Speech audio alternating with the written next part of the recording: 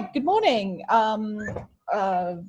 Andrew, my name's Pallavi Shivade. I'm calling from the Impact magazine. And we're here with Andrew Baddock, General Manager for the past 30 years at Goree Park Stud. And we are going to be talking about their draft for the Chairman and Broodmare Sale, which is coming up in the next week. So welcome, Andrew. Thank you, Pallavi. Great being here. Brilliant. Thank you. So the first question I've got is that you've got two spectacular mares that are going into the Chairman Sale. They're both stakes placed as stakes winners. You've got a Group 3 Sweet Embrace Stakes winner, Romantic Moon, and you've got a Group 3 Sharp JRA plate winner, top of my list. Could you please tell me a little bit more about both of these horses? Yeah, first of all, Romantic Moon, she's a beautiful style of mare by champion Stallion More Than Ready. She was a very good 2-year-old. As you said, she won the lead-up race to the Golden Slipper, competed in a Golden Slipper. She's a quality mare. We've got videos and photograph of her up on the William Inglis site. Throws a lovely foal. She's also a full sister to the Victorian Derby winner, Prized Icon, that we won the Victoria Derby with only 2 or 3 years ago.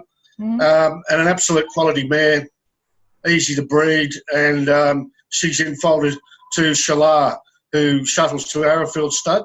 And the other mare is, she's a dual stakes winning High Chaparral mare, top of my list.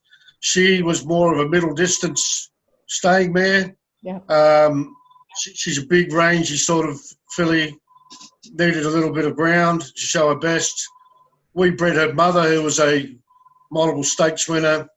Actually, we've bred both fillies from families for about 3 or 4 generations. So both real Goree bred fillies, both of them.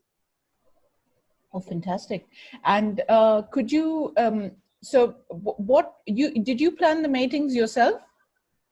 We all have input into the matings. Okay. Yes, we do. We've used Shalaa quite a bit, who's shuttling from the UK into Arrowfield Stud. He's an invincible spirit horse, and we like the look of his progeny. They look like they'll be well suited to Australian conditions. They look quite sharp, and they'll get up and probably run as 2-year-olds. Top of my list is in-fold, a Golden Slipper winner, Capitalist. Yes. Who's son of Britain Tycoon. He won a Golden Slipper, won a Magic Millions race. Very precocious 2-year-old. He's about everything you're looking for in Australian in this part of the world. And being a middle distance staying mare with fairly stout blood, we thought an injection of speed with Capitalist would suit her perfectly. Would be good for her. No, that's great. And you've also got quite a few mares going into the Broodmare Sale. What can you tell us about those mares? Look, there's some lovely mares in the sale. A collection of some of our best families. Some fillies being sold off there. One of the best families we've got is there's a mare lot 14, Pretty Fancy. She's a daughter of Fastnet Rock, out of the immediate family of Smart Missile Northern Meteor, goes back to the great Thong, Roughshod. It's a world-class family, and it's been a great family to us out here at Goree. We've bred certainly Smart Missile and Northern Meteor, both commercial stallions out of that family, and a rare chance to get to tap into that sort of blood. She's a daughter of a stakes-winning in Costa Lago mare, Kiss from a Rose, and in-foal, carrying a first-season pregnancy to our dual Group 1 winning Son of More Than Ready and Prized Icon. So I think she's a mare like her is very appealing. But there's quite a few others there. A couple of stakes-winning mares, daughters of stakes winners, and we've just got to reduce our numbers a little bit at the moment. But there's plenty on offer. Even a mare lot 3 older than time now. She was our only ever runner in a Melbourne Cup older than time that we bred. and she ran in a Sydney Cup. She was a tough staying mare, ran second in the Sydney Cup when trained by Gay Waterhouse. And she's in-foal to our good stallion Smart Missile. So plenty on offer, and they'll all go through next Sunday. Absolutely. And what do you, the last time when you were at the, when you participated in the Inglis sale, which was a digital sale, you had to camp out at the auction house so that people could come and visit the horses. Has that changed this time around? Yeah, look, it was unprecedented times, like I think everyone in the world is experiencing, and we tried to think outside the square and work out how we could get as many people view our yearlings as possible.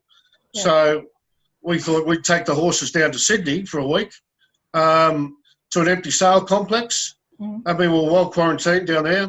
There was myself and 2 other staff, 5 yearlings, and people came around by appointment to visit our yearlings, and it certainly helped in a tough situation. Yeah. This time around with the broodmares, people are coming to the farm by appointment to view the broodmares. Right. And how many appointments do you have in a day? We might have half a dozen appointments in a day. We're 4 hours from Sydney, so we're not that close, and we're 2 hours from the Hunter Valley where the main studs are. But a lot of people tend to put us in a bit of a circuit.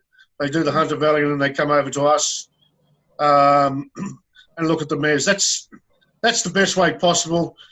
We've put as much information as we can online as well. Photographs, videos, photographs of their foals, etc., just to try and help buyers out as much as possible. Promote those mares as much as possible. Now, do you sell a lot through bloodstock agents, or do you get a lot of direct inquiries? What are you expecting to happen in this sale? Again, because we're coming out of an unprecedented experiences this year, unfortunately. Yes, look, the Easter yearling sales, I think William Inglis did a fantastic job. It could have been a little bit of a smokescreen because there was money at the top end. Yeah. Now, there was a lot of horses passed in as well. So I think they did their best in very tough times. The broodmare market will be interesting. I think we've got to be ready to meet the market. You know, we're envisaging a drop of, say, 30% across the board.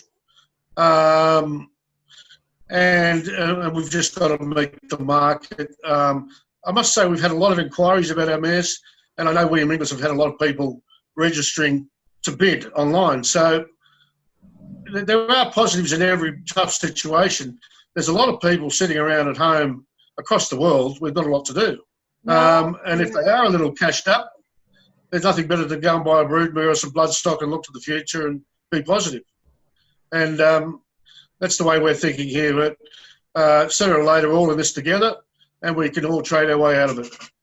Yeah, absolutely. I'm hoping that we get out of this faster than expected. They're saying second half of the year. I'm hoping it happens a little bit quicker. Well, look, we'll probably look back on it in 12 months and say, what was all that about? And that shows you've been through quite a lot in the last 30 years. You've been 30 years is quite an achievement. How did you get into, horse racing or horse breeding? My family were always into horse racing. Okay. And a relative of my mother owned a great sprinter many years ago, Manicato, who was one of the champion sprinters and won a golden slipper many years ago. Always had a passion for it and loved the horses and the trading, the bloodstock, and just the general racing. So it's something you're either into it or you're not. It's more than it's a lifestyle more than a job. Yeah. And you can't treat it as a 9-to-5 job because horses don't just work from 9 to 5. They it's 24/7, but that's the way it is, and it's our choice. And we don't have any regrets. We enjoy every moment of it. Fantastic! It sounds like you enjoy every moment of it. What has changed in, what have you seen changed in the last 30 years, and what has remained the same? I think the biggest change is probably the advent now of the shuttle horses, which has been going on for quite a long time now, but people don't realise it wasn't that long ago. To access Triple Crown winners in Australia was unheard of. Now, we used to get the well-bred, non-performed horses from Kentucky that were basically not commercial in the Northern Hemisphere that were dumped in Australia. Right. Now we get the real thing like the Northern Hemisphere, and we're only 24 hours away from, we've got 2 Triple Crown winners standing in the Hunter Valley again this year, which, if you turn back the clock 20 years, was unheard of. So that's, we tend to take it for granted now, but that's an extraordinary thing, I think. And technology, I mean, the technology we've got today, if we didn't have it 5-10 years ago, the Easter yearling sales wouldn't have been conducted this year. Wouldn't have happened. Wouldn't have happened. So we tend to take it for granted, all this advancing technology, but it wasn't that long ago that those sort of things wouldn't have happened. No, that's true. What they did was absolutely extraordinary. They got the buyers and the sellers, and they put them together, and somehow everything worked. The community collaborated, and things moved, and we ended up with a fantastic sale. And we got, I mean, there were good prizes right at the top. There was good money there, and it was great for morale. The good thing in this part of the world is racing has continued on. And as we talk this afternoon, racing is going on all over Australia, and there's not much else going on in Australia. All other sports are on hold, and full credit to the racing industry that they've been very stringent on biosecurity, and they've been able to keep the industry rolling, which is very, very important to a lot of jobs all over the world, really. And it's not they've been racing in front of empty stands, but prize money's being distributed, and the business rolls on. So full credit to a lot of people there. Fantastic. Now, thank you very much, Andrew, for talking to us. It was an absolute pleasure to talk to you again. And hopefully pleasure, we'll do it again.